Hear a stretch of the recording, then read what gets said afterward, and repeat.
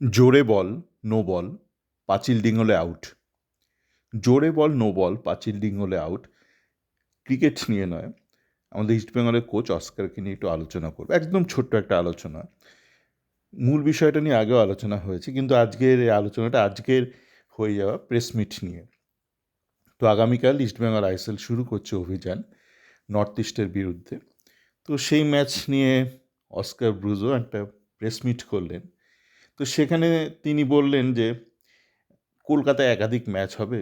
উনি তাই খুব চিন্তিত। কেন ওনার চিন্তার কারণটা হলো, উনি বলছেন যে বিভিন্ন ক্লাব যারা তো অতটা শক্তিশালী নয়, তারা যখন কলকাতায় এসে খেলবে তারা লো ব্লক খেলবে। যেমন নামধারী যখনই খেলেছে ইস্টবেঙ্গলের বিরুদ্ধে ডুরান্ট কাপ বা আইএফএ শিল্ডে, তারা লো ব্লক খেলেছে। তো বলছে এই ধরনের ক্লাব যখন নিজের হোমে খেলে, মানে ধরুন নর্থ ইস্ট গুয়াহাটিতে খেললো, তারা আসামের টিম, তবু তারা নর্থ ইস্ট, তখন তাদের একটা সমর্থকের চাপ থাকে, তাই তারা আক্রমণে উঠে আসতে পারে, তাতে করে তাদের ডিফেন্সে ফাঁকফোকর তৈরি হয়। কিন্তু তারা যখন কলকাতায় খেলবে তখন তত লজ্জা নেই, তখন লো ব্লক খেলবে। তো এইটা নিয়ে অস্কার খুব চিন্তিত। তো অস্কার এই কথা শুনে আমার সেই ছোটোবেলায় আমার মনে আছে, ক্রিকেট খেলতাম পাড়ায়। তো একটু জোরে বল করলে বলা তো না, না নিয়ম থাকতো, জোরে বল করলে নো বল, চোটাঘাত লেগে যেতে পারে।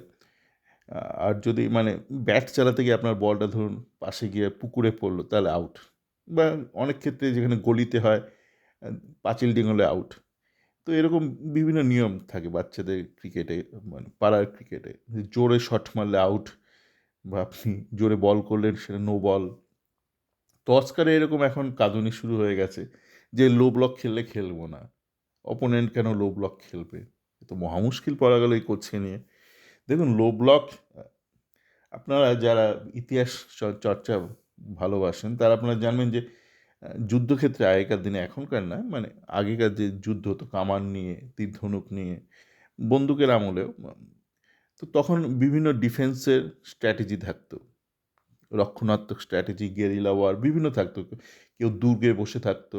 তো সেগুলো দুর্গ ভাঙার বিভিন্ন টেকনিক থাকতো।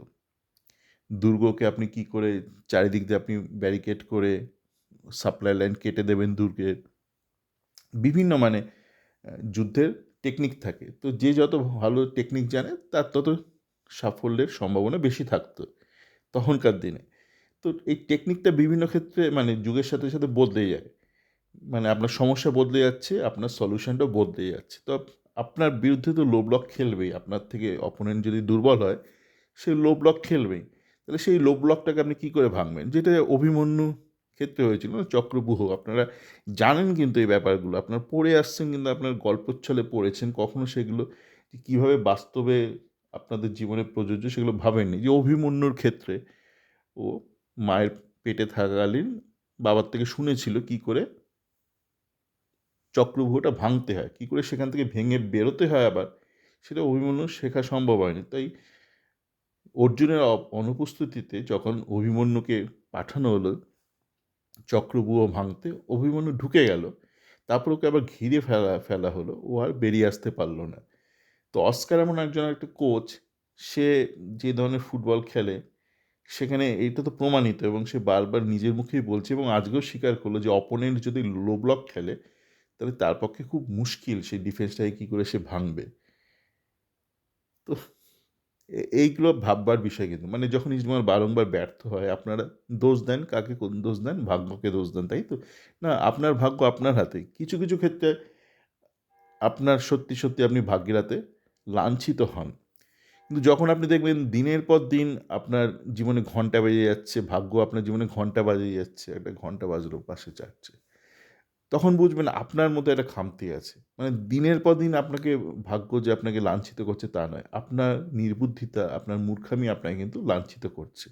এই যে একজন কোচ শুরুতেই বলে দিচ্ছে সে লো ব্লক ভাঙতে জানে না, এবং এটা আমরা দেখেছি, তার বলাতে কিছু এসে না। সে বলতেই পারে ভাঙতে পারি।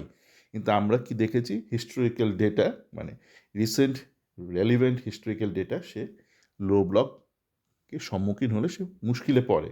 সে যেইভাবে টিম গেম কম্পোজ করে। তো এবার সে যদি আগামী দিনে মুখ থুবড়ে পড়ে, তখন আপনি কি আবার ভাগ্যকে দোষ দেবেন? ভাবুন।